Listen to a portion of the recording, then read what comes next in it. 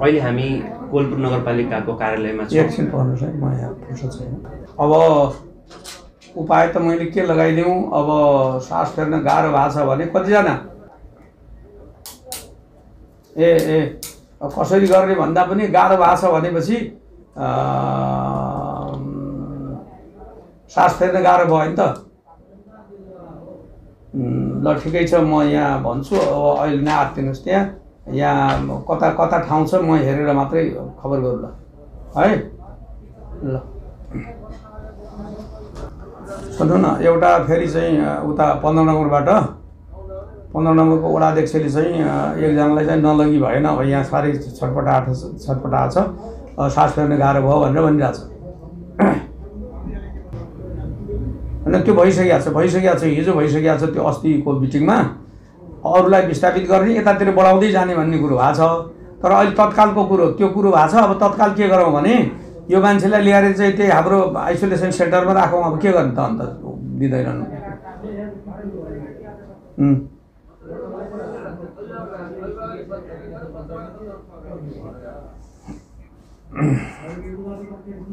हो ल, अनि सुन्नु न, छिटो म के होला भन्नुहोस्, छिटो। म एकदमै इमर्जेन्सी, छोटो समय है, बढी समय लानु पर्छ। अहिले हामी कोलपुर नगरपालिकाको कार्यालयमा छौँ। अनि यो अवस्था भनेको हामी सुनिरहेको अवस्था हो। कोलपुर एरियाको अवस्था झन् भयानक हुँदै गइरहेको छ। दिन प्रतिदिन मानिसहरू कोरोनाको सङ्क्रमित भइरहेको अवस्था हामीले सुनिरहेका छौँ। अनि आजबाट नै कोलपुर एरियाको लकडाउन हुने अवस्था पनि छ।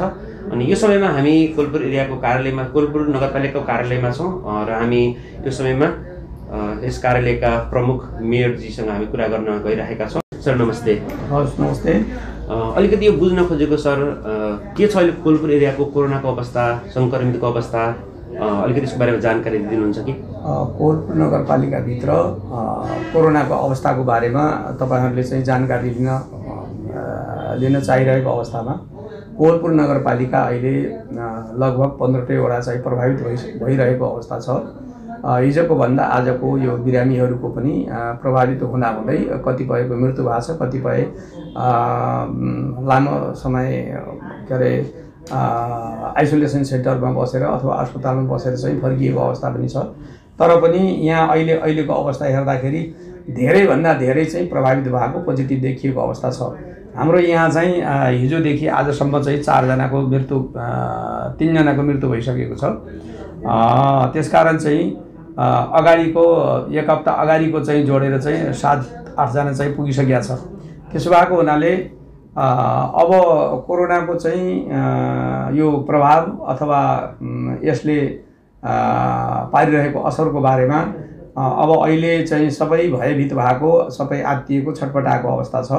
र हिजो मात्रै चाहिँ हामीले एउटा सर्वपक्षीय सर्वदलीय बैठक बसेर 1 हप्तालाई चाहिँ पुरै बन्द गर्नुपर्छ भन्ने सबैको एक मत राय रहेको छ। र त्यसको लागि आज हामीले चाहिँ पुरै बन्द गर्नको निमित्त 1 हप्ता बन्द गर्नको निमित्त जिल्ला प्रशासन कार्यालयमा अनुरोध गरी पठाउने भनेर चाहिँ निर्णय हिजो भएको छ भने त्यो निर्णयको प्रतिलिपि भर्खरै अब जाँदैछ। बिहानै पनि मैले जिल्ला प्रमुख अधिकारीज्यूसँग र जिल्लाको चाहिँ एसपी साहबसँग 2 जनासँग यहाँ आइपुग्नु भएको थियो। यहाँको चाहिँ अवस्थालाई हेरेर उहाँहरू पनि आत्तिएको अवस्था छ र यहाँ आउनु भएको थियो। उहाँहरूसँग मैले कुरो राखेको छु, यो विषयलाई राखेको छु कि यहाँको अवस्था यस्तो चाहिँ जटिल भइरहेछ। त्यसकारण चाहिँ हामी अब यहाँको चाहिँ हिजोको निर्णयले पुरै बन्द गर्ने चाहिँ अवस्था छ। त्यसो भएको हुनाले यो आज चाहिँ सिफारिस हुँदैछ। आज मध्यरातदेखि चाहिँ 19 गते मध्यरातसम्म चाहिँ बन्द गरिदिनका लागि अथवा लकडाउन गर्नका लागि हामीले आज सिफारिस गरी पठाइरहेका छौँ। र विभिन्न के अरे सबै वडामा चाहिँ प्रभावित भएको छ, कुनै वडा पनि बाँकी छैन। त्यसो भएको हुनाले अहिलेसम्मको हाम्रो चाहिँ प्रभावित सङ्ख्या करिब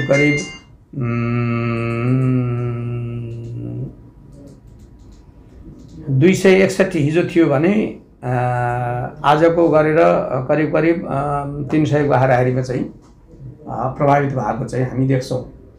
हिजोको बैठकले 1 हप्ताको लागि यो बन्द गर्ने लकडाउन गर्ने कुरा गरेको छ।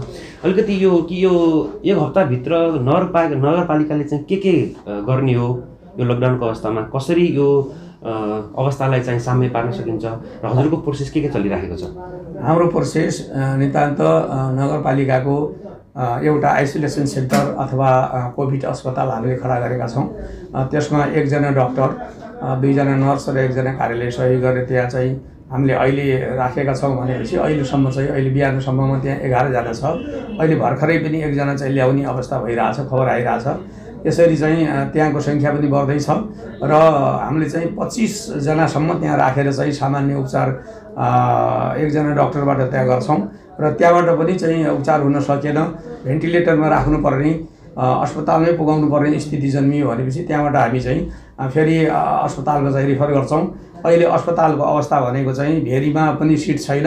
के अरे यो नेपालगञ्ज मेडिकल कलेजको टिचिङ हस्पिटल कोहलपुरमा पनि सिट छैन भन्ने हामीले खबर पाइरहेछौँ। त्यसकारण चाहिँ अब कसरी राख्ने, कहाँ राख्ने र के अरे प्रभावित अथवा पोजिटिभ कोभिडका बिरामीहरूलाई चाहिँ उपचार कसरी गर्ने भन्ने चिन्ता चाहिँ भइरहेको छ।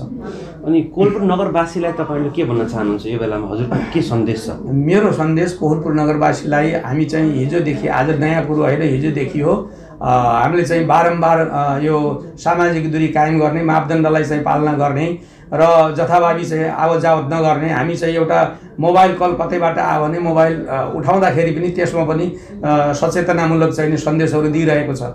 हामी चाहिँ भिडभाडमा नजाउँ, अत्यावश्यक काम बाहेक अन्य कामको निमित्त बाहिर ननिक्ल्यौँ, घरभित्रै चाहिँ सुरक्षित बसौँ र आफू पनि बचाउँ, अर्कोलाई पनि बचाउँ भन्ने मैले कोहलपुर नगरवासीहरूलाई विनम्रतापूर्वक आग्रह गर्न चाहन्छु। यो 1 हप्तामा लकडाउन गरेर सकिएला जस्तो छ कि अझै यो लकडाउन बढ्ला जस्तो छ हजुरलाई? होइन, अहिलेको अवस्था हेर्दा त लकडाउन बढ्ने चाहिँ अवस्था मैले देखिरहेको छु। यो सकिने र नियन्त्रण हुने अवस्थामा मैले देखिरहेको छु।